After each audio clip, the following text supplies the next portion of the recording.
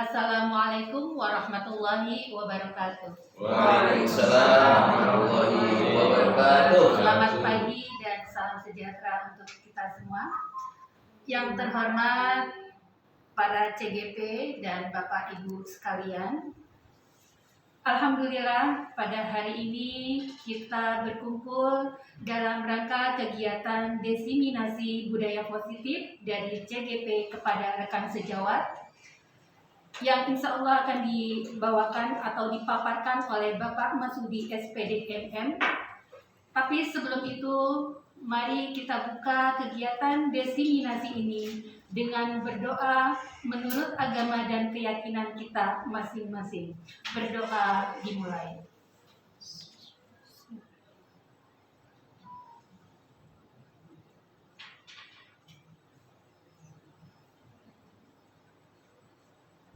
Berdoa selesai. Kemudian kita lanjut ke kegiatan diseminasi budaya positif dari CGP kepada rekan sejawat oleh Bapak Masudi SPD MM. Kepada beliau disilakan. Terima kasih untuk Bu Nurma. Assalamualaikum warahmatullahi wabarakatuh. Waalaikumsalam warahmatullahi wabarakatuh. Salam dan bahagia buat kita semua, Bapak Ibu, peserta diseminasi budaya positif ya di SMA Negeri 56 Jakarta. Izinkan saya, Mas Udi, CGP DKI Jakarta Angkatan 5 untuk mendiseminasikan salah satu modul di dalam program guru penggerak, yaitu modul 1.4 yang akan membahas tentang budaya positif. Dalam hal ini ya, saya membuat suatu aksi nyata, membuat kesepakatan kelas dan keyakinan ya, kelas di SMA Negeri 56 Jakarta, khususnya di 10.3 itu pada kesempatan budaya positif ini. Baik Bapak Ibu, kita akan mulai terlebih dahulu ya dengan slide berikutnya. Ini adalah salah satu ya Bapak Ibu, salah satu kegiatan saya ketika saya melaksanakan aksi nyata pada saat membuat kesepakatan kelas atau keyakinan kelas bersama dengan kelas 10.3. Ya, di sini saya membuat kelompok-kelompok kecil, itu ada 6 kelompok. Di setiap kelompok mendiskusikan kesepakatan kelas dan keyakinan kelasnya masing-masing. Lalu mereka hasil diskusi kelompoknya mereka presentasikan di depan kelas.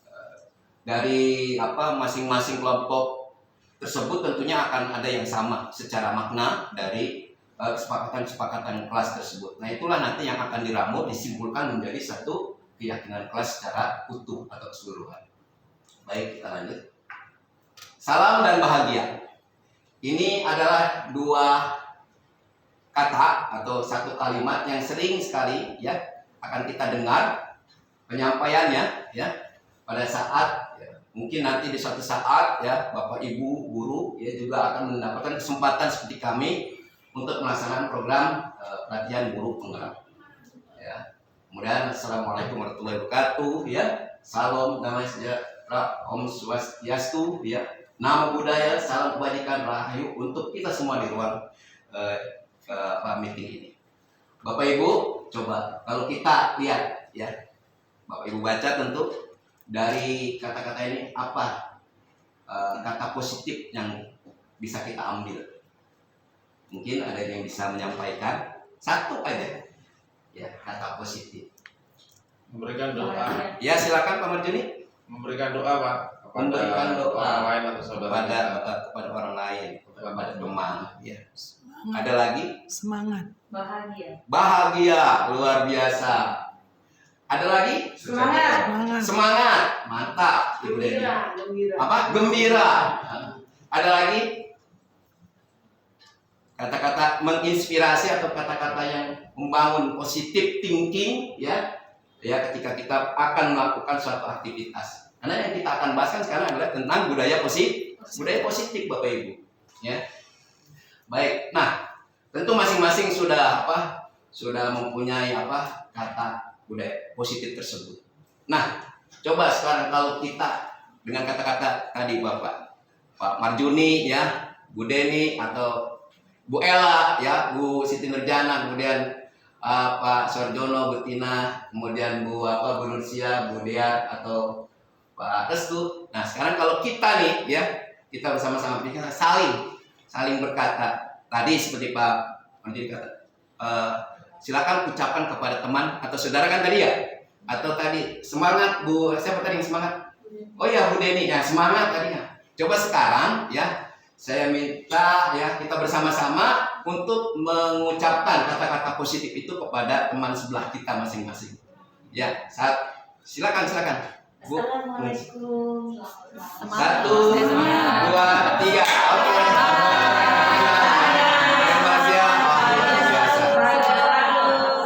Luar biasa. Alhamdulillah. Nah, Bapak Ibu, itu adalah salah satu ya cara bagaimana kita mensugesti bahwa setiap hari, setiap kegiatan kita harus dalam keadaan bersemangat, positive thinking, berbahagia, ya, bergembira, senang, semangat, gitu kan? Sehingga sugesti-sugesti ini masuk ke dalam diri kita dan keyakinan kita, sehingga kita tentu dengan baik akan melaksanakan aktivitas kegiatan kita pada hari ini. Baik, kita lanjut. Nah, agenda kita saat inilah kita pembukaan. Tadi alhamdulillah sudah dibuka oleh MC. Terima kasih Bu Nurma. Kemudian capaian umum dan capaian khusus yang akan kita capai pada pelaksanaan diseminasi ini. Memahami inti, mengeksplorasi konsep dan refleksi. Ini capaian umum dari modul budaya positif Bapak Ibu sekalian. Itu yang pertama adalah kita bagaimana memahami konsep pendidikan menurut Ki Hajar Dewantara. Ya, kita tahu bahwa Ki Hajar Dewantara adalah bapak pendidikan nasional kita. Dialah yang meletakkan ya dasar-dasar pendidikan karakter di Indonesia ini, terutama yang pada saat ini kita laksanakan yaitu kurikulum merdeka dan disimultankan atau diikuti dengan adanya program guru penggerak ya untuk mendukung pelaksanaan kurikulum merdeka tersebut. Nah, di sini dihubungkan dengan konsep budaya ya. Konsep budaya dan lingkungan positif di sekolah yang berpihak pada murid. Itu yang pertama. Kemudian yang kedua, melakukan evaluasi dan refleksi tentang praktek disiplin ya, dalam pendidikan di Indonesia khususnya ya.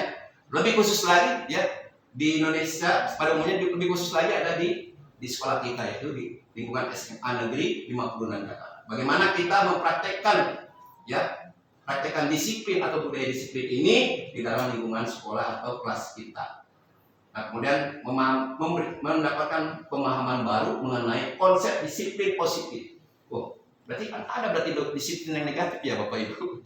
Karena ada kata-kata disiplin positif. Iya, berarti ada. Kalau seorang anak atau siapapun itu dia melaksanakan secara kontinu terus-menerus suatu perlakuan atau pelanggaran terus-menerus, dia kan berarti disiplin. Ya, cuma disiplinnya ada disiplin negatif. Nah, kita menginginkan adalah disiplinnya yang positif ya, menciptakan murid dengan profil pelajar Pancasila. Karena profil pelajar Pancasila inilah goal dari kurikulum merdeka kita. Karena inilah yang akan dibangun, karakter profil pelajar Pancasila inilah yang akan dibangun ya di sekolah kita, di setiap kelas kita. Kemudian yang ketiga adalah memahami peran ya sebagai guru untuk membangun budaya positif dengan menerapkan konsep disiplin positif dalam berinteraksi dengan murid. Nah, dari capaian umum ini tentunya biasanya kalau kita membuat misalnya ada tujuan pembelajaran atau indikator, tentu ada kalimat atau kata-kata ya operasional ya yang dapat yang bisa mengukur tingkat keberhasilan kita. Apa aja menurut Bapak Ibu yang ada kata-kata operasional?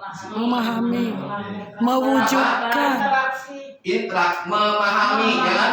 Kemudian berinteraksi, mewujudkan, evaluasi, apalagi mewujudkan, mana mewujudkan? Oh, ada di situ Pak. Menciptakan, pemahaman. Jadi nah kata-kata ini ya operasional ini kan untuk mengukur tingkat keberhasilan dari setiap kegiatan ya. yang akan kita laksanakan. Ini kalau tadi adalah capaian umum, nah sekarang ini adalah capaian khusus. Itu bagaimana kita nanti ya sebagai para guru ya, peran guru ini untuk memahami atau pemahaman mengenai konsep budaya positif ya yang di dalam. Nah ini berarti operasional adalah mendemonstrasikan pemahaman. Jadi diharapkan kita sebagai guru nanti di dalam proses pembelajaran ya, baik itu di sekolah secara umum maupun di kelas kita pada saat kita mengajar, maka ya kita senantiasa untuk mendemonstrasikan ya pemahaman mengenai konsep budaya positif. Di dalam konsep budaya positif itu nanti kita akan mengenal ya perubahan paradigma dari stimulus respon menjadi teori kontrol, dan ada tiga teori motivasi perilaku manusia, motivasi internal dan eksternal, mengenai keyakinan kelas, hukuman dan penghargaan, 5 kebutuhan dasar manusia, dan 5 posisi kontrol kita sebagai guru, serta segitiga restitusi. Ya. Kemudian yang kedua, menerapkan ya strategi disiplin positif yang akan kita laksanakan di sekolah atau di kelas kita dengan cara apa? Memerdekakan murid untuk menciptakan ekosistem sekolah yang aman dan berpihak kepada anak. Kemudian, nah ini udah jelas nih operasionalnya, menerapkan strategi disiplin positif. Kemudian ada memerdekakan, ada menciptakan, ya kan? Ya, inilah kata-kata kerja operasional ya, yang akan menjadi acuan kita. Jadi kita diharapkan nanti tadi menerapkan strategi untuk menanamkan disiplin positif kepada para siswa kita atau pada murid.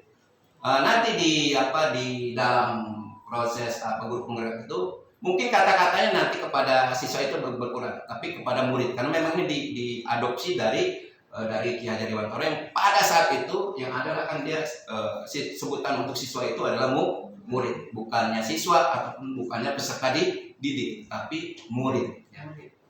Kemudian menyusun langkah-langkah dan strategi aksi nyata yang efektif dalam mewujudkan kolaborasi dengan seluruh pemangku kepentingan sekolah agar tercipta budaya positif yang dapat mengembangkan karakter murid.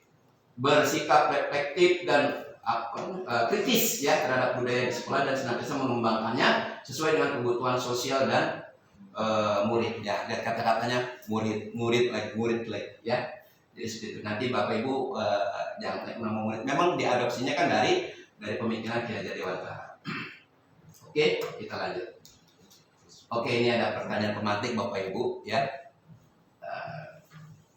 Coba poin 1. Menurut Pak Restu gimana nih? Hukuman dapat mendisiplinkan anak. Setuju nggak? Menurut Pak Restu, hukuman dapat mendisiplinkan anak. Setuju sih Pak, hukuman dapat. Setuju. Belum tentu Pak. Menurut Diana? Oh belum tentu. Kadang malah jadi jerah, malah jadi ngambek gitu. Ngambek, ya. Gitu, Kesel jadi, anaknya kesel. iya. Ingat? Ada lagi? Mungkin satu lagi dari Bapak Ibu. Jadi hukuman dapat mendisiplinkan anak, Bu Nurjana tidak setuju, gitu ya? Pak Restu setuju, karena dapat ya memang itu tujuannya kan mendisiplinkan anak sehingga anak tidak mengulangi, gitu ya pasti ya. Kemudian kalau Bu Nurjana belum tentu, ya belum tentu itu bisa iya, ya bisa tidak, gitu kan ya. Anak itu bisa disiplin atau tidak, malah tidak, bisa jadi malah tidak. Atau kalaupun disiplin dia cuma sesaat. Kesel, nggak nyaman, nggak enak gitu. Cuma takut doang. Tidak berasal dari kesadaran diri sendiri. Nah kemudian kalau yang poin 2, pemberian hukuman dengan hal yang positif. Nah kan kita juga sering ya kita menghukum murid kita atau siswa kita, tapi dengan hal positif. Ada seperti itu kan?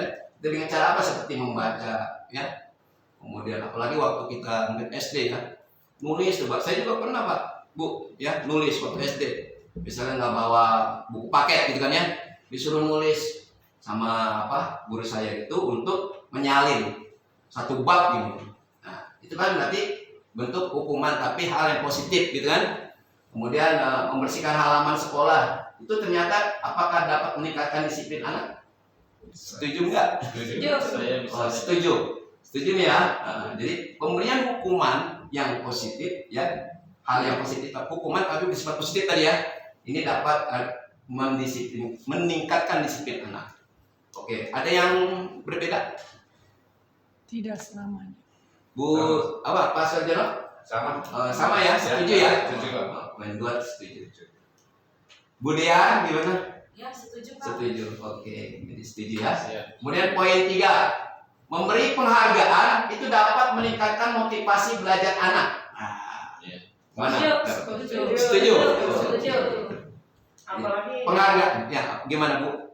apalagi penghargaannya bentuknya menyenangkan gitu. Oh iya, kita tahu ya. Jadi yang namanya penghargaan itu tidak selalu dalam bentuk materi. Ya reward kita bisa dalam Ujian. bentuk penghargaan, ujian, ya kan? Kemudian ucapan-ucapan yang menghargai ya perilaku mereka, ya rewardnya seperti itu. Jadi nggak selalu kita kasih piagam atau materi uang gitu kan ya, nggak selalu. Yaitu penghargaan. Ketika kita menghargai atau menghormati perilakunya mereka pun itu merupakan satu. Tapi apakah dia bisa meningkatkan motivasi belajar anak? Nah, nanti kita lihat ya Bapak Ibu ya dari materi selanjutnya yang nanti dasarnya dari pertanyaan-pertanyaan itu. Nah, topik kita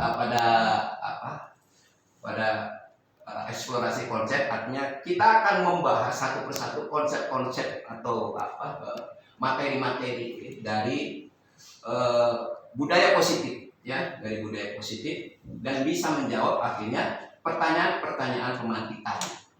Yang pertama ya yang akan kita pelajari tentang disiplin positif dan nilai-nilai kebajikan. Yang kedua teori motivasi, hukuman dan penghargaan ya, serta restitusi. Kemudian di lembar berikutnya ada keyakinan kelas. Kemudian keempat, kebutuhan dasar manusia dan dunia berkualitas.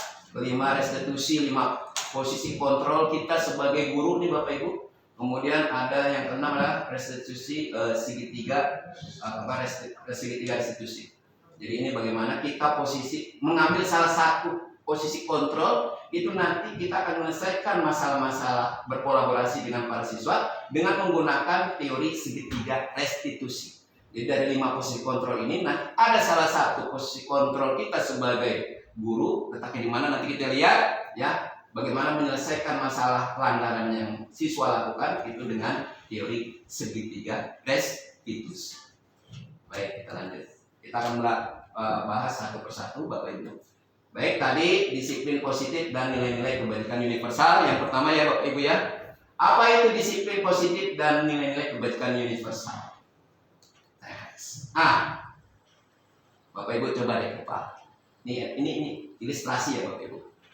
Kegiatan mengepal atau kepalan tangan. Ya, misalnya ada A dan B. Misalnya ada Pak Marjuni dengan Bu Deni. Ya saling mengepal, tapi bukan untuk nonjok ya Bapak Ibu. Bukan untuk memukul. Kalau ngekolnya di dalam? Enggak apa-apa. Ibu menyebutkan dari mana semua. Boleh di luar, boleh di dalam. Karena setiap orang berbeda-beda ya. Ini tergantung otak kiri, otak kanan, atau otak yang di tengahnya. Boleh itu. Kan gitu ya Bapak Ibu. Lebih nyaman Pak. Ya. Mana yang lebih nyaman itu menunjukkan otak kita yang bekerjanya biasa dengan yang mana posisinya. Nah, misalkan ini kita ilustrasikan saja ya. Misalkan kita melalui permainan kepalan tangan ini kita masukkan sebuah benda yang menurut kita sangat berharga, ya kan? Kemudian teman kita yang lain ya ingin berusaha untuk melepas kepalan tangan kita dan untuk mengambil barang atau apapun yang berharga yang kita sedang kepal, supaya mereka tahu atau bahkan mengambil. Nah, boleh cara mengambilnya itu boleh dengan cara membujuk. Ada yang mengancam, ya kan? Ada yang ada yang menghardik, ada yang merayu, ada yang menyuap, di gua kasih duit nanti misalnya. Ada yang nipu, Ada yang nipu, iya. Enggak udah enggak ada tuh. Awas keluar gitu kan. Ya seperti itu. Nah, boleh silakan coba. Nah, coba menurut Bapak Ibu apa yang terjadi? Ada yang bisa menyampaikan? Mempertahankan. Oke, makasih Pak Sudiono. Kenapa bisa begitu Pak Sudiono? Mempertahankan. Tetap mempertahankan berarti ya? Itu kan sekan dikumpulkan apa ya? Sesuatu yang Berharga banget. Sangat berharga banget. Karena kira-kira jadi jangan sampai diambil alih orang orang lain. lain. Baik, terima kasih Pak Jono, luar biasa. Oh, Dede ini atau Mempertahankan. mempertahankan? Oke. Karena kan sebuah prinsip. Oh iya, prinsip yang harus Iya, tetap harus kita pegang. dijaga dan dipegang erat-erat, ya gitu. Ada nggak selain mempertahankan? Ada Pak. Apa? Jadi Melepas. supaya terjadi komunikasi untuk menentukan ke sesuatu yang kita miliki itu bisa dilihat dari berbagai sudut pandang gitu ya. Mm-mm. Ada yang dengan cara ditipu tadi untuk membukanya, dan akhirnya maksa, sehingga disitulah sebenarnya kemandirian kita diuji di situ sebenarnya. Menuju kemandirian lah ini seperti itu. Oke. Dengan berbagai cara. Tapi pada umumnya tetap mempertahankan atau ada yang membuka atau rata-rata membuka semua, ya. Pada umumnya adalah mempertahankan, kan gitu ya. Itu artinya yang mempertahankan itu kan kita ya. Artinya kita lah yang hanya bisa mengontrol diri kita. Orang lain mau ngebujuk, mau ngerayu, mau menghardik, mau menyuap ya, atau mau memaksa, itu tidak akan bisa membuka kepalan tangan kita, ya kan ya? Ya selama memang kalau kita memang menganggap yang di dalam kepalan tangan kita itu sangat berharga, tentu kita kuat tenaga untuk mempertahankannya. Ya, walaupun dengan bujuk rayu dan sebagainya, suapan lagi atau ancaman gitu seperti itu. Nah, jadi itu. Jadi maksud saya kitalah sendiri yang bisa mengkontrol diri kita. Begitu Bapak Ibu. Pun demikian dengan anak-anak kita, ya murid-murid kita. Kita tidak bisa langsung untuk mengkontrol sesuai dengan keinginan kita. Kamu harus tertib misalnya. Kamu harus begini, kamu harus begitu. Nggak bisa.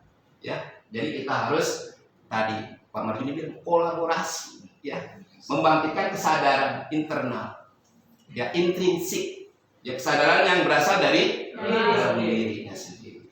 Baik, next ya Bapak Ibu. Nah, maka itu perubahan ya bisa mengkontrol diri kita ini. Guru itu bisa mengkontrol muridnya. Ya ini kita harus rubah paradigma ini. Disebut dengan perubahan paradigma tentang teori kontrol. Nggak sampai salah nyebut. Sangat hati Pak. Saya harus jelas ini Pak. Ya, pelan-pelan dan Pelan-pelan. artikulasinya terus. Oke, inilah yang disebut dengan ilusi kontrol. Jadi ilusi. Bayangan kita ketika kita mengingat sesuatu, ya harus sesuai dengan keinginan kita. Dan itu bisa terjadi. Lihat, ini perubahan paradigma teori kontrol. Itu disebut dengan ilusi kontrol. Ilusi bahwa guru bisa mengontrol murid. Nah itu tadi yang saya bilang. Bahwa guru bisa berbuat semaunya, ya, terhadap murid, ya, untuk murid-murid itu mengikuti keinginan kita. Gitu kan ya? Ya. Kerjain PR ya. Pokoknya besok harus selesai. 500 soal. Ya gimana? Pasti Siap Pak. Iya terpaksa. Iya. Terpaksa. Siap Pak. Nurut nggak dia? Ada yang nurut, ada yang kagak. Bodo amat gitu. Katanya. Yang nurut ya terpaksa kesel aja dia. Nurutin tapi kesel. Seperti itu. Nah kemudian ada ilusi bahwa kritik dan membuat orang merasa bersalah itu dapat menguatkan karakter. Kita juga sering sering mengkritik anak-anak atau mengkritik orang atau mengkritik diri kita sendiri, ya kan? Atau mengkritik teman kita, ya. Itu dengan harapan apa? Itu dapat merasakan dapat menguatkan karakter dari orang yang kita kritik atau dapat membuat orang merasa bersalah, ya. Kadang-kadang kalau kita dikritik seakan-akan kita salah gitu ya. Padahal kan belum tentu juga, iya kan? Karena kan setiap pendapat orang itu kan berbeda-beda. Nah, ilusi bahwa ketika kita mengkritik atau membuat orang merasa bersalah itu dapat menguatkan ya karakter. Itu ternyata menurut ilusi kontrol itu hanyalah sebuah paradigma yang harus kita luruskan. Ya. Kemudian ilusi bahwa semua penguatan positif efektif dan bermanfaat. Nah ini juga nih, kita juga sering dengan ceramah, nasihat, ya, nasihat-nasihat yang positif tentunya ya. Nah kita berharap secepatnya murid-murid kita itu ya ada perubahan perilaku. Yang tadinya malas jadi rajin, yang tadinya terlambat dulu jadi masuknya tepat waktu minimal, gitu kan? Nah itu, nah ternyata kita tidak bisa sampai kepada tujuan hal tersebut. Jangan sampai kita akhirnya stres sendiri. Ini orang udah kita ceramah-ceramahin, udah kita nasihatin, masih tetap aja nggak berubah-berubah. Kemudian ilusi bahwa orang dewasa memiliki hak untuk memaksa. Nah ini kita nih, ya entah orang tua kita kalau di rumah ya, atau kita sebagai guru di sekolah itu kan, atau di kelas kan kita sebagai orang tua, ya. Gitu. Jadi ilusi bahwa kita ini bisa dengan seenaknya itu memiliki hak untuk mengatur dan memaksa kepada murid-murid kita. Zaman Belanda itu. Oh iya, zaman Belanda. Sekarang saya. Padahal Ki Hajar Dewantara udah ada jam Belanda, tapi sudah mencetuskan ide-idenya yang sangat luar biasa tersebut, Bapak Ibu. Oke, nah ini kita akan bahas dari isu ilusi-ilusi tersebut. Itu adalah perubahan paradigma, stimulus, respon, dan teori kontrol, Bapak Ibu. Nah, oke. Nah, ini ada di sebelah kiri ya. Siapa semua yang bisa memiliki kontrol? Ya, walaupun tadi kita sebenarnya udah bisa menjawab ya Bapak Ibu, tapi sebenarnya ini didasari oleh teori ini. Biasanya kan kita ini kesini Bu, yang kita lakukan ini nih, stimulus respon. Kita mencoba mengubah orang agar berpandangan sama dengan kita, ya nggak? Iya, maunya begitu selalu. Memang ini tabiat atau sifat manusia Bapak Ibu. Pengennya kita nih, dia itu sama pandangannya sama kita. Tapi kan nggak bisa semua orang kita perlakukan seperti itu, ya. Karena setiap perilaku itu kan punya ada tujuannya, ada keinginannya. Jadi kita tidak bisa menyamakan keinginan kita itu dengan keinginan orang lain yang sama dengan keinginan kita. Karena lingkungannya kan beda-beda juga ya. Kemudian perilaku buruk dilihat sebagai suatu kesalahan. Jadi, nah ini kan kita sering begitu ya, anak-anak murid kita ya melakukan pelanggaran tata tertib ya, atau ngebully gitu ya, ngebullying atau mencontek ya kan, kita langsung justifikasi atau menjudge, menghukum, wah nih anak nih dasar males gitu kan ya, dasar bego, dasar tolol gitu. Miskin dan sebagainya lah, kata-kata yang tidak pantas itu keluar dari seorang guru Bapak Ibu. Kita ini pendidik, kita ini amu dan ditiru, yang diguguk ya dan ditiru. Kalau dulu kan guru itu gugu di pegawai guru. Nah seperti itu. Nah kemudian orang lain bisa mengontrol saya. Nah ini ada orang lain selain diri kita nih yang bisa mengontrol kita. Nah ini paradigmanya begitu. Ini tentu berkaitan dengan yang di atas. Saya bisa mengontrol orang lain. Nah ini kan, nah, kalau orang lain bisa mengontrol saya, tentu saya juga bisa mengontrol orang lain. Pemaksaan ada pada saat kehidupan gagal. Nah gini nih, kita kan kadang-kadang kita awalnya nggak maksa-maksa nih. Ya bujuk-bujuk, ayo coba kerjain. Maksa. Kerjain aja nggak usah 10 ya, 3 aja. 3 juga besoknya nggak dikerjain juga. Kenapa? Kenapa? Iya. Kalau nggak mau, iya keluar kelas gitu. Penghukum Bu, ada Bu nanti. Nah, kemudian pemaksaan ada pada. Nah, ketika kita gagal membujuk, ya setelah 3 hari baru memaksa. Kalau nggak dikerjain besok awas ya gitu. Kan begitu pasti. Dan model berpikir menang kalah. Nah ini nih, ya. Jadi stimulus respon itu ada yang menang, ada yang kalah. Jadi ada kutub positif, kutub negatif. Tarik menarik, Pak. Ya. Nah kita harus geser nih Bapak Ibu. Jangan kita lagi menggunakan stimulus respon, ya, dalam membuat kontrol kita terhadap orang lain. Kita harus berpikir ke teori kontrol, ya. Di mana kita berusaha memahami pandangan orang lain tentang dunia. Karena kan setiap kala ini berbeda-beda, otaknya udah macam-macam nih. Berdasarkan pengalaman-pengalaman sebelumnya tentunya, dan berdasarkan di mana dia menuntut ilmu, ya, dia hidup, kemudian dia tinggal, kemudian pendidikan di rumahnya bagaimana, keadaan rumahnya bagaimana, ya kan? Jadi kita berusaha untuk berusaha terlebih dahulu memahami pandangan orang tersebut kepada dunia. Nah, kemudian semua perilaku itu memiliki tujuan. Nah, ini Bapak Ibu. Semua perilaku yang kita lakukan, kita kerjakan itu memiliki tujuan. Kemudian hanya Anda yang bisa mengontrol diri Anda. Hanya kita yang bisa mengontrol diri. Iya kan ya? Ya. Walaupun kita udah dibujuk, udah dirayu, udah diancam. Tapi kalau kita punya apa tadi? Udah nih prinsip. Nah, prinsip yang kuat, jati diri kita yang kuat, kita tidak akan itu mengikuti atau dikontrol oleh orang lain. Nah, kemudian Anda tidak bisa mengontrol orang lain, kolaborasi dan konsensus menciptakan pilihan-pilihan baru. Kolaborasi dan konsensus. Kolaborasi berarti kita harus melibatkan peserta didik atau murid, Partai. Iya, partai.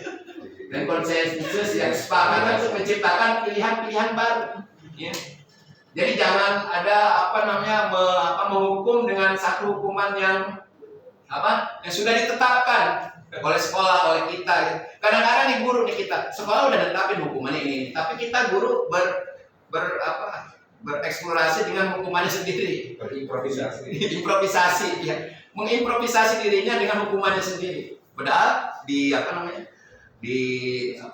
tata tertib sekolah udah ada, kalau si A melakukan pelanggaran ini maka hukumannya ada. Kita berimprovisasi, nambah-nambah itu hukuman, nambah lagi hukuman banyak.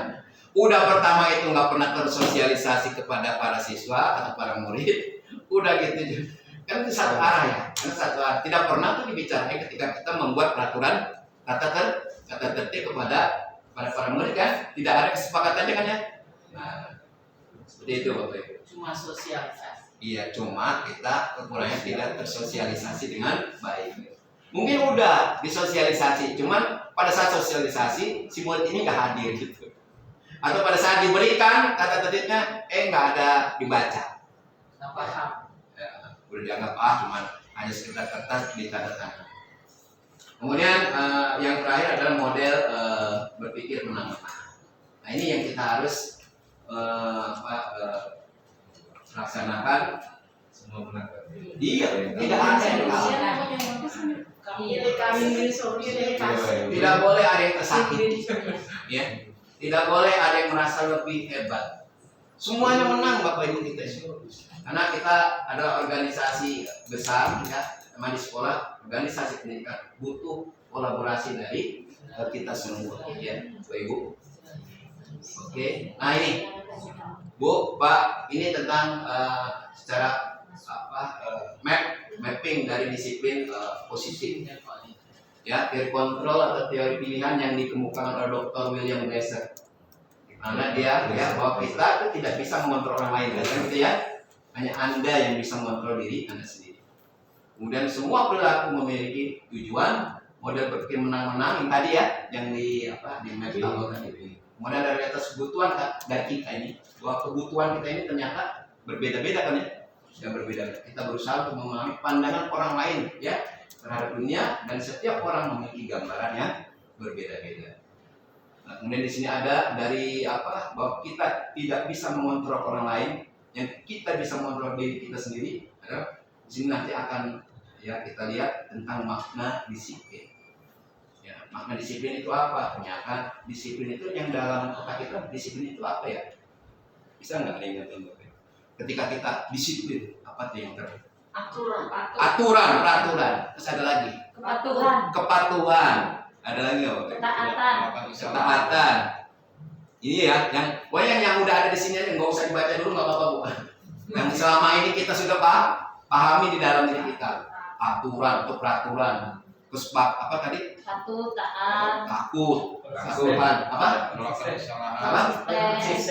konsistensi, itu yang mungkin udah terbenam di dalam otak kita Kalau terekam selama ini kalau kita mendengar tentang kata-kata disiplin, maka yang muncul di otak kita itu peraturan, ini kan? Kepatuhan, kita harus patuh, harus taat, harus konsisten. Takut ya. Iya. Takut kalau melanggar. Melanggar, Pak. Iya. Nah, itu nanti kita akan pelajari. Nah, sebenarnya makna disiplin itu sebenarnya bukannya yang tadi kita sebutkan sebenarnya.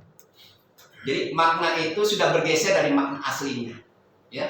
Jadi makna disiplin yang ada di kepala kita itu sebenarnya adalah sudah bergeser dari makna asli. Sebenarnya disiplin itu ya belajar, artinya belajar Bapak Ibu. Menurut para murid dari filosofi terkenal yaitu Aristoteles dan Socrates, dia punya muridnya tuh menyatakan seperti itu, bahwa disiplin itu artinya belajar, belajar. Jadi ketika kita belajar, sesungguhnya kita sedang menerapkan kedisiplinan. Luar biasa, ya. Jadi belajar itu kontrol diri dengan menggali potensi kita agar tercapai tujuan mulia, yaitu sesuatu yang menjadi seorang yang diinginkan berdasarkan nilai-nilai yang kita ada. Itu disiplin. Nah, disiplin ini terkait erat dengan teori motivasi Bapak Ibu. Teori motivasi itu ada tiga teori motivasi. Nah, ada motivasi yang berasal dari ekstrinsik, yaitu dari luar, dan motivasi intrinsik yang berasal dari dalam diri kita. Apa saja yang termasuk teori motivasi ekstrinsik itu ada dua. Itu yang pertama adalah menghindari hukuman. Kita biasanya menjadi disiplin yang tadi ya, supaya itu patuh atau menghindari kita tidak terkena hukuman. Misalnya kita harus datang pagi, apa tuh? Sidik jari, iya, ya nggak? Ya, rumahnya juga jauh, harus tuh di Cimanggis, Ciawen, yang cici itu jauh. Saya juga jauh. Ini jauh banget ya. Kan Cirebon saya. Iya. Nah, itu biasanya kita itu takut untuk menghindari hukuman. Apa emang kita hukum? Ada Pak, ikannya dia banyak dipotong, TKD. Atau kinerja kita punya ini kriteria yang tidak baik, yaitu sering terlambat. Nah, biasanya kita jadi termotivasi kan, kemana itu motivasinya dari eksternal, karena takut dihukum, takut terlambat, Tapi kalau saya lain pakai anak-anak murid. Iya, gimana Bu? Itu cakep itu, tapi tetap itu adalah motivasi eksternal, tapi dia Bu Nursia ini ya bukan berasal karena materinya yang dipotong, tapi memang sebagai komitmen tanggung jawab ya, karena memang itu adalah bagian pelayanan menghamba kepada murid. Ya, Saya nggak boleh sekolah Pak sama anak saya. Apa? Berarti ajak ke sekolah anak ibu. Nggak boleh sekolah. Nggak boleh sekolah. Berarti ekstrinsik ya. Berarti itu ekstrinsik. Jadi ibu tarik menarik ya dengan anak ibu ketika mau hadir ke sekolah pagi-pagi ya Bu. Plus minus tadi itu. Sampai ganti baju kita tanya. Ganti Pak. Tapi bukan Pak Kadir ya. Nah, yang kedua adalah untuk mendapatkan imbalan. Nah, kita melakukan sesuatu atas motivasi biasanya adalah untuk mendapatkan imbalan, reward atau penghargaan. Iya kan ya? Iya enggak? Motivasi. Iya, motivasi kita supaya nanti saya ini nanti dipuji-puji, ya kan, sama pimpinan, ya kan, atau apa? Ya, sebagainya. Atau kalau ke anak-anak nih kalau ke anak-anak juga sama kan, anak-anak melakukan sesuatu dengan baik sesuai dengan arahan kita, ya. Kadang-kadang ada anak untuk mendapatkan imbalan dari kita. Kalau yang nggak mau, pasrahin sudah. Gimana? Apa adanya? Iya. Ya, udah gak ada motivasi hidupnya ya. Berarti itu dia tidak termotivasi secara eksternal. Karena belum ada kesadaran yang kuat kalau begitu. Belum ada kesadaran yang kuat terhadap. Yang seperti itu tuh Bapak Ibu, kita ajak berdialog. Ya, berdialog. Jangan didiamin. Tapi dimarahin. Itu yang salah. Jangan dimarahin. Dibujuk, Nanti kita akan bahas. Nah, kemudian yang ketiga untuk menghargai di sini. Nah, sebenarnya ini yang paling cakep nih Bapak. Jadi ketika kita melakukan sesuatu dengan tujuan tertentu tersebut, ya, kita sebenarnya dalam rangka untuk menghargai diri kita. Ya, kita rajin, tidak terlambat, kita ngajar tepat waktu, hadir di dalam kelas pada saat jamnya. Itu ada dalam rangka kita untuk menghargai diri kita sendiri, bukan karena apa-apa, siapa-siapa, atau ada apa bukan. lalu wujud tanggung jawab kita sebagai, kalau kita di sini sebagai guru. Nah, ini merupakan ya nilai-nilai kebajikan universal. Ya, bagian yang menghargai diri sendiri ada nilai, salah satu nilai ya nilai kebajikan universal. Ya, kemudian nanti kita akan turunkan nanti kepada keyakinan kelas. Kemudian ini yang tadi saya bilang 5 posisi kontrol, ya 5 posisi kontrol yang ada pada diri kita. Hati-hati nggak? Hati-hati. Coba yang Yang pertama adalah kita sebagai penghukum. Ini kita nih menghukum, misal anak datang terlambat, kita nggak nanya lagi, lu lagi terlambat dulu, udah sekarang dilihat lagi apa kemudian ini lagi celananya nggak harus yang putih, celananya abu, ya kan? Nah, masa kita mau buka? Udah kamu mau pakai celana kan nggak mungkin. Kalau sepatunya berwarnanya apa harusnya hitam dia berwarnanya merah, lepas. Ada juga kan gitu, lepas sepatu kamu nggak sesuai dengan kata tertib. Nah itu kan ada ya. Nah kita nggak nanya lagi tuh, kenapa kamu pakai baju? ternyata sepatunya dicuri orang. Kan bisa aja Pak.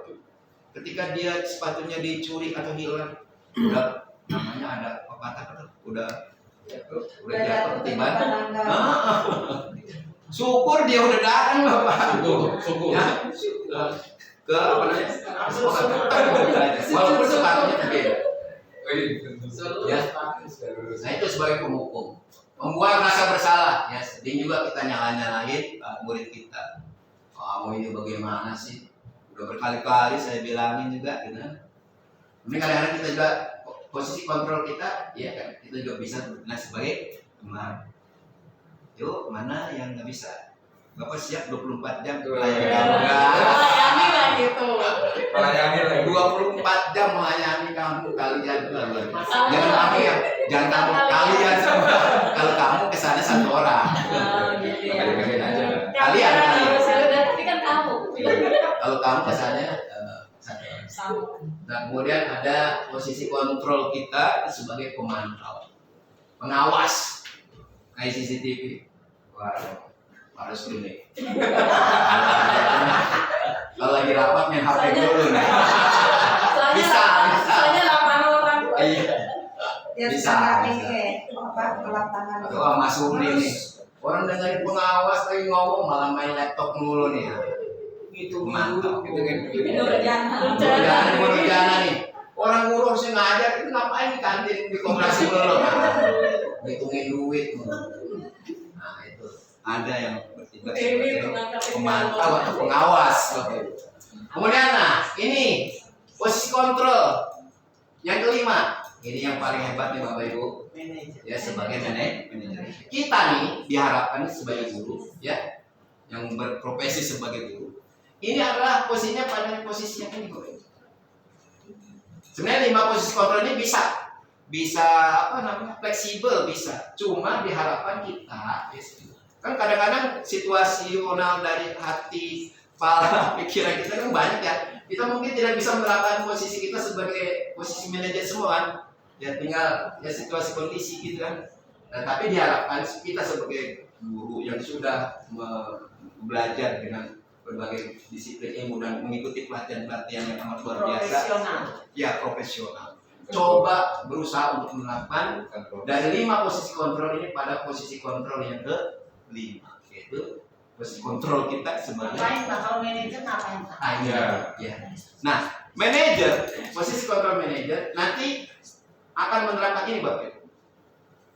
Ya, dalam menyelesaikan suatu permasalahan atau suatu kasus atau suatu pelanggaran, ya gitu ya. Biasanya kalau kita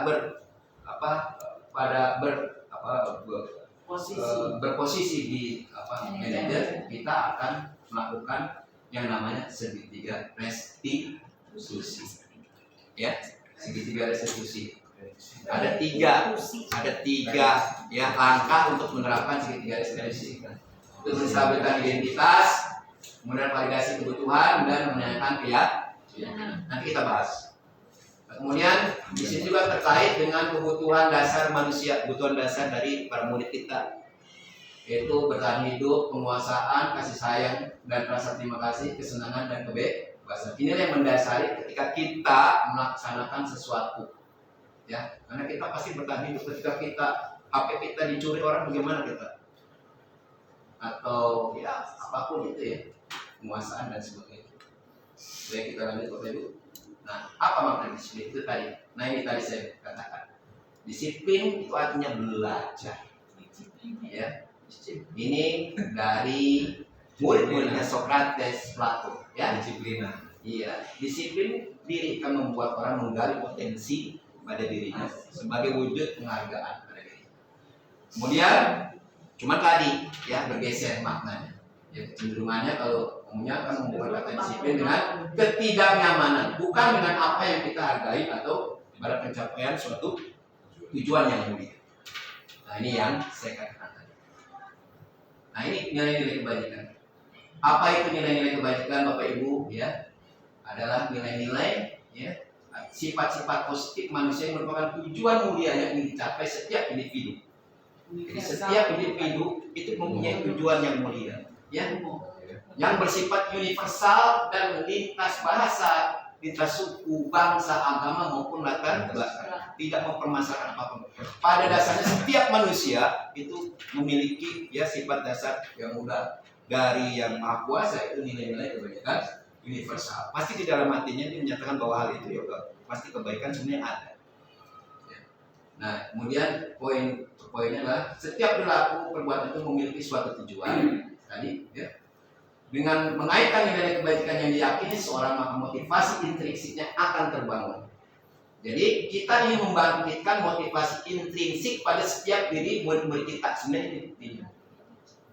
Jadi motivasi intrinsik ini kita akan coba bangkitkan agar dia menjadi nilai-nilai kebajikan yang diyakini secara bersama komunal di dalam suatu sekolah atau satu kelas, ya.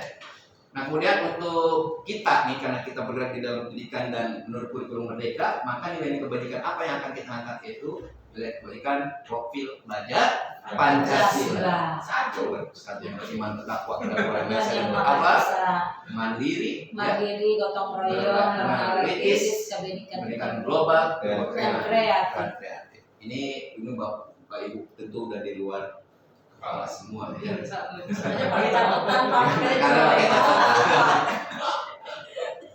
Oke, ini. Kemudian yang berikutnya tentang teori motivasi, hukuman, dan penghargaan serta restitusi. Nah, ini menarik yang mungkin dari pertanyaan pemantik tadi Bapak Ibu. Ya, teori motivasi perilaku manusia. Jadi manusia itu melakukan sesuatu dengan tujuan yang tadi Bapak Ibu. Ada tujuan. Nah, dia yang pertama itu untuk menghindari ketidaknyamanan. Jadi menghindari apa? Ini yang motivasi eksternal tadi Bapak Ibu ya. Jadi supaya kita tidak dihukum ya. Itu atau ini kita untuk menghindari ketidaknyamanan. Apa yang akan terjadi apabila saya tidak melakukan tidak melaksanakan disiplin tersebut ya, misalnya atau melanggar, atau kalau kita tidak melaksanakan sesuai peraturan itu bagaimana? Jadi kita itu bisa tadi ya absen atau ngajar itu bukan karena dari berdasarkan keyakinan kebajikan universal, tapi karena ya itu menghindari ketidaknyamanan atau menghindari hukuman. Ini motivasi eksternal. Kemudian yang kedua untuk mendapatkan imbalan tadi ya. Kemudian yang ketiga untuk menghargai diri sendiri. Nah, ini dia. Kita berharap ini yang kita bangkitkan ya, untuk menghargai diri sendiri. Nah, pada setiap siswa atau murid-murid kita upayakan Bapak Ibu kita akan bantu untuk membangkitkan kesadaran mereka. Karena mereka kan ibarat seperti tanaman ya. Kita ini sebagai petaninya. Jadi mereka itu jadi apa tergantung dari petaninya daripada. Sementara kodrat alam, kodrat zamannya mereka sudah miliki ya. Kodrat alam, kodrat zaman, kalau zaman sesuai dengan zamannya dia. Nah, ini motivasi internal. Nah, ini di siapa nih Bapak Ibu? Itu bagi guru sejarah terutama ya. Ini untuk murid budaya iman dia asal buat murid. Ini juga rata kita udah di luar kepala. Ini kayaknya nggak dicatat ya menurut saya ya. Jadi Ki Hajar Dewantara ya, dalam salah satu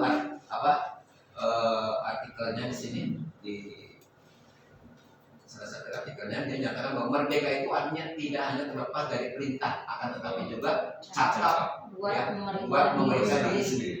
Dia di sini cakap buat memerintah diri sendiri, bukan hanya memerintah orang lain, ya, atau diperintah atau memerintah orang. Justru yang paling kita harus garis bawahi adalah memerintah diri sendiri. Artinya antara ucapan, perbuatan, sikap kita itu harus selaras. Jangan kita menugaskan atau menyuruh orang lain berperilaku baik sementara kita sendiri tidak mencontohkannya dengan baik. Ini menurut dia. Ya, nanti ya, dia beda ya. Nah, kita udah tahu tadi Bapak Ibu, kita mencoba untuk memposisikan ya, posisi kontrol kita itu pada posisi manajer. Seorang manajer nanti ya akan melakukan yang disebut dengan restitusi. Apa itu restitusi? Restitusi adalah bukan parestu ya, beda. Tapi parestu.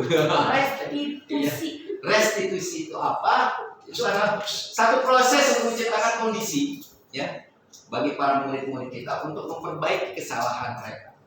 Jadi sehingga mereka pun bisa kembali kepada kelompok mereka ya dengan karakter yang lebih kuat ya, lebih terbuka ya, lebih menerima dan dihargai dalam kelompok.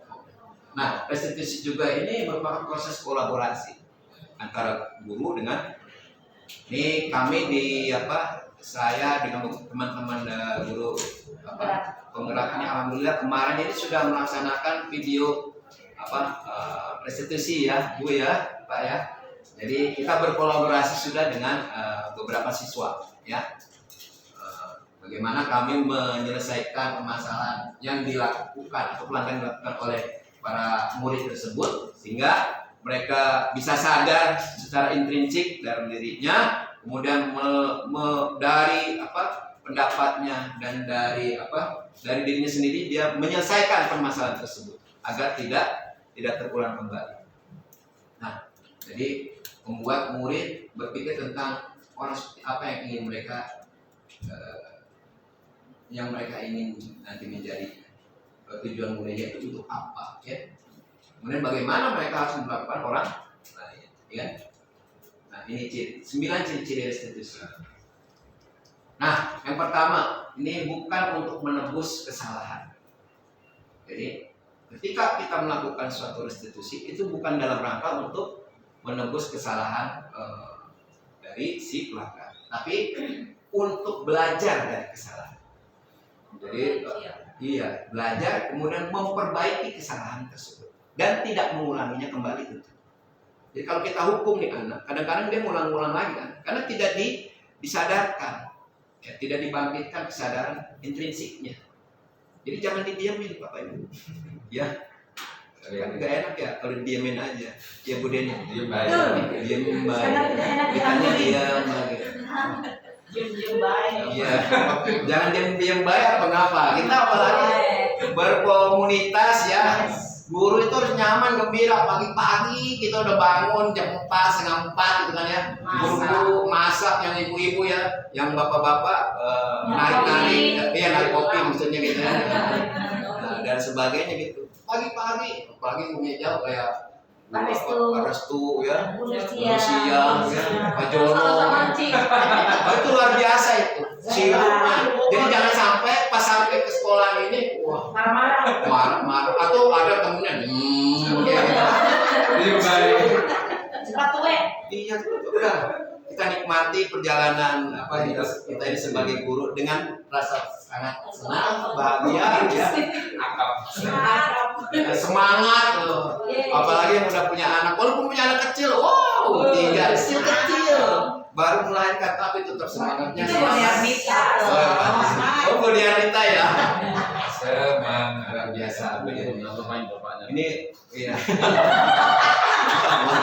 Main bapaknya. Guru biologi lain. Nah, Lebih uang pelajaran biologi Pak Marjuni sudah berhasil dengan sangat baik. Baik Bapak Ibu, nah kemudian yang kedua, restitusi memperbaiki hubungan ya, hubungan guru dengan murid. Tawaran, restitusi tawar, karena kita memberi pilihan-pilihan kepada coba bagaimana cara menyelesaikan ini ya.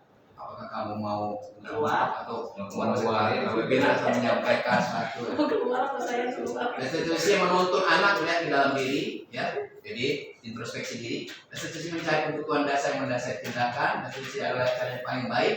Restitusi fokus pada karakter bukan tindakan ya. Kemudian restitusi fokus pada solusi ya, mencari jawaban dari masalah. Dan restitusi mengembalikan murid yang berbuat salah pada kelompoknya, walaupun dia sudah berbuat salah, kita mengembalikan kepada kelompok, maksudnya kelompok kelasnya atau di sekolahnya, di sekolahnya gitu kan. Kemudian menerapkan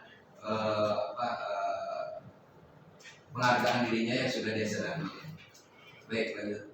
Nah ini keyakinan kelas. Nah ini tentu mengapa tidak peraturan saja, mengapa keyakinan kelas? Mengapa sih kita memiliki peraturan menggunakan helm? Bisa tahu Bapak Ibu dalam berkendaraan bertiga? Sebagai bentuk keselamatan. Itu udah jawaban yang ngerti kayaknya. Cuma kadang-kadang ya nanti kalau ditangkap polisi ya. Ada nggak yang begitu? Takut polisi Pak. Iya, takut polisi ya. Bukan berdasarkan keselamatan. Harus sekali berdasarkan keselamatan. Itu keyakinan. Jadi Atau kesan. pemerintah terlalu banyak ngeluarin uang Pak Buat apa helm? yang itu yang tabrakan itu kan. Oh, asuransi maksudnya. Bisa jadi. Nah, mengapa kita harus memiliki peraturan 3M? Ya, menggunakan masker, mencuci tangan, menjaga jarak. Nah, ini kan untuk apa? Menjaga kesehatan. Mencegah. Yang tadi mah keselamatan, yang ini kesehatan, ya kan? Mengapa kita memiliki peraturan harus datang tepat waktu pada saat mengikuti pelatihan? Takut dipotong. Ya, takut nggak lulus ya, takut dihukum ya kan? Seharusnya apa? Sebagai wujud tanggung jawab. Nah itulah keyakinan-keyakinan yang muncul. Jadi ya seperti keselamatan itu keyakinan, kemudian kesehatan itu keyakinan, kemudian tanggung jawab, wujud tanggung jawab kita sebagai ASN. Nah ini Bapak Ibu.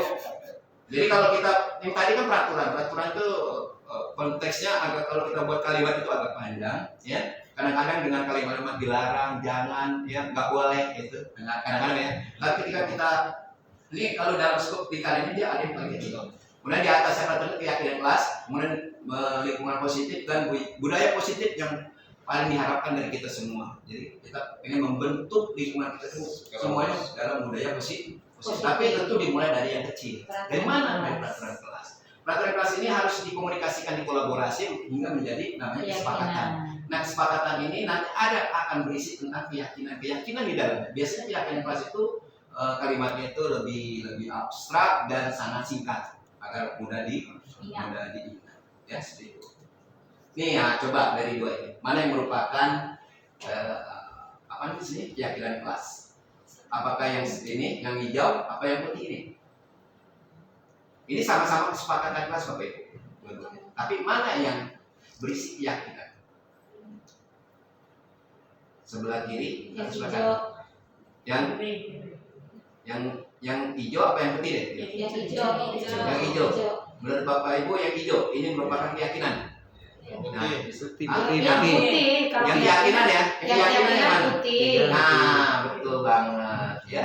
Jadi lebih abstrak tadi dan kalimatnya sangat singkat. Ya. Kalau ini peraturan nih Bapak Ibu. Peraturan yang dibuat berdasarkan kesepakatan di dalam kelas. Oke? Jadi datang tepat waktu, mengucapkan salam, kemudian menjaga kebersihan sekolah, berdoa sebelum dan sesudah, kemudian aktif dalam pembelajaran, kemudian tertib di dalam kelas. Ya ini kan peraturan nih. Tapi nilai universal, kebajikan universalnya apa? Misalnya di sini. Nah ini yang merupakan kesepakatan kelas yang berisikan nilai keyakinan kelas. Itu apa? Kami guru dan murid yang saling menyayangi, menyemangati, ya, kemudian saling peduli.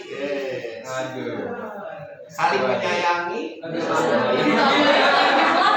Kayak orang. Itu kayak orang lagi apa? Lagi pacaran. Ada yang kurang kasih sayang. Wah, kurang belayan dong. Nih Bapak Ibu, ini peraturan, ini perbedaan kita ambil. Peraturan keyakinan kelas. Nih selalu kembalikan buku ke tempatnya. Apa keyakinan kelas yang kita lakukan pada? Ingat peraturan ini Bapak Ibu. Nah, apa keyakinan kelas itu? Tanggung jawab sebagai wujud tanggung jawab. Kemudian dilarang mengganggu orang lain. Nah, apa keyakinan kelasnya? Menghormati orang lain. Ketika tidak mengganggu orang itu dalam rangka ya melaksanakan keyakinan kelas, yaitu untuk menghormati orang lain. Hadir di sekolah 15 menit sebelum bel. Dahulu. Ya, menghormati orang lain, berkomitmen, ya kan? Kemudian dilarang melakukan kekerasan. Ya, itu isinya apa? Keselamatan, karena menjaga keselamatan orang lain. Kemudian menghormati orang lain juga, ya kan? Kemudian dilarang menggunakan narkoba. Apa keyakinannya? Kesehatan. Bergantian atau menunggu giliran, ya, ngantri, ya kan? Itu menghormati orang lain. Coba aja Bapak Ibu, orang yang ngantri disela, kan menghormati banget.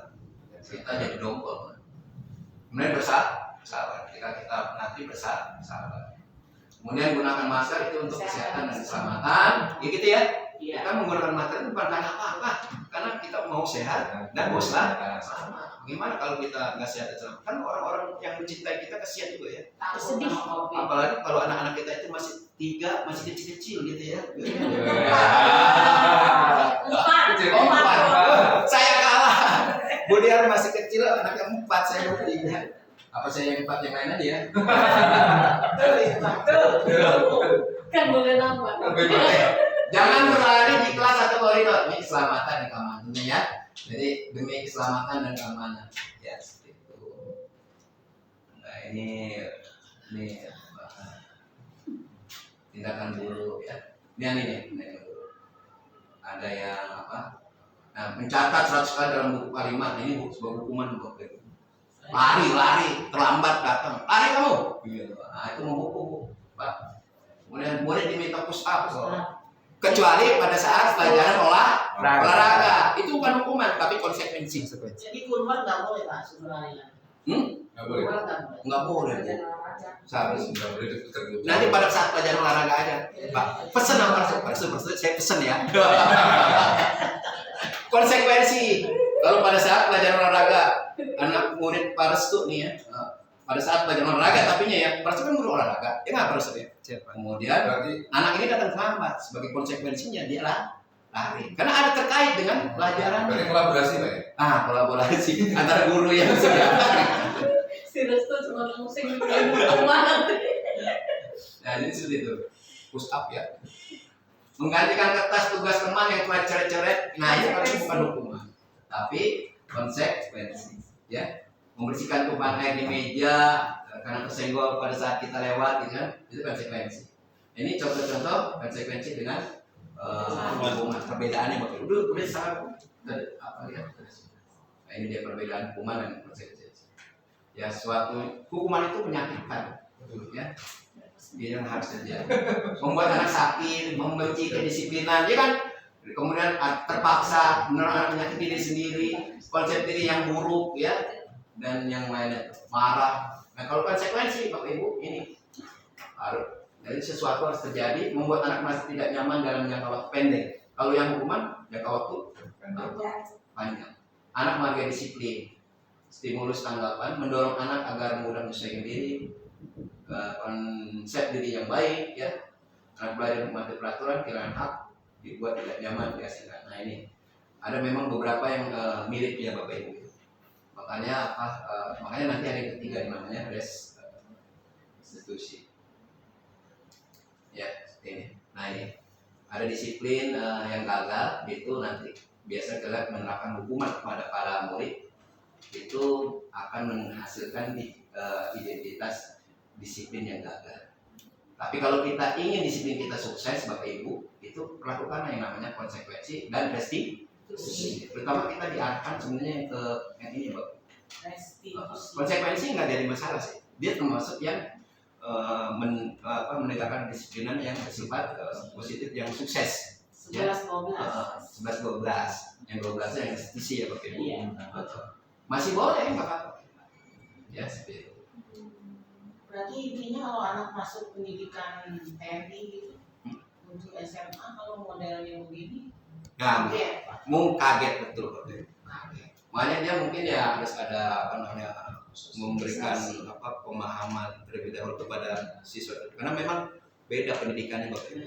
Dia kan komando atau fisik militer. Kalau kita kan bukan militer ya. Dia kalau udah ketika orang mau masuk itu pasti udah menyiapkan dirinya. Ini kan militer. Pasti yang lebih ininya beratnya kan fisik. Jadi secara psikolog psikisnya dia udah siap. Beda alam ya. Kayaknya kebutuhan dasar yaitu ada bertahan hidup, kasih sayang, kemuasan, kebebasan, kesenangan. Ayo apa aja nih? Pokoknya. Nah itu sebenarnya. Nah ini di posisi kontrol yang tadi yang saya katakan pada Bapak Ibu. Ada kita sebagai penghukum, membuat orang merasa bersalah sebagai teman, pemantau atau sebagai manajer. Kita berharap kita menjadi ini ya Bapak Ibu. Manajer. Manajer. Yang minimalnya kita di sini wilayahnya. Kepala sekolah semua dong. Iya, betul. Kita berharap kita semua yang ada di sini menjadi kepala sekolah. Terima kasih Pak. Amin. Atau minimal ya jadi pengawas. Ya. Saya mau pertanyaan. Oke, ya. Ini tugas guru ini kami ya di guru apa? Di guru penggerak. Nah ini tiga institusi Bapak Ibu. Sebentar ya Bapak Ibu yang waktu 5 lagi tiga institusi ini ya segitiga yang kita bertindak kontrol kita sebagai manajer tadi. Jadi yang pertama yang di bawah Bapak Ibu sebagai fondasinya itu menstabilkan identitas, itu kemudian validasi kebutuhan dan menanyakan keyakinan. Ini yang disebut dengan segitiga restitusi. Ya, menstabilkan identitas kita melakukan biasanya melakukan pertanyaan-pertanyaan atau pernyataan kepada anak-anak melanggar ya Bapak Ibu ya. Karena kan kita dalam posisi sebagai kontrol sebagai manajer itu ya kita tidak serta-merta menghukum atau memberi konsekuensi kepada setiap pelanggar, tetapi kita harus berkolaborasi atau berkomunikasi kepada si pelanggar tersebut. Apa yang menjadi sebabnya? Kenapa dengan dirinya bisa berbuat seperti itu? Kemudian baru kita kembali kepada keyakinan yang sudah disepakati di kelas. Nah, ini yang misalkan. Jadi ini validasi kebutuhan. Ini contoh-contohnya ya Bapak Ibu. Guru berkata apa yang penting bagi kamu ya itu dalam rangka untuk validasi kebutuhan ya. Kebutuhan apakah rasa senang ya, apakah kasih sayang atau dihargai ya, atau ya doa itu layanan keyakinan. Nah ini adalah kata-kata pertanyaan yang bisa mengembalikan seseorang kepada keyakinannya. Ya kita boleh Bapak Ibu dalam waktu ya 30 detik kita tanya. Oke, ini refleksi. Oke, terima kasih Bapak Ibu ya. Kesempatan ini mudah-mudahan kita semua di SMA Negeri 56 Jakarta ini guru-gurunya bisa melaksanakan budaya positif ya yang bisa membangkitkan nilai-nilai prinsip dan positif yang ada di sekolah kita ya pada anak kita. Kurang lebihnya mohon maaf ya. Wabillahi taufiq wal hidayah. Assalamualaikum warahmatullahi wabarakatuh. Waalaikumsalam.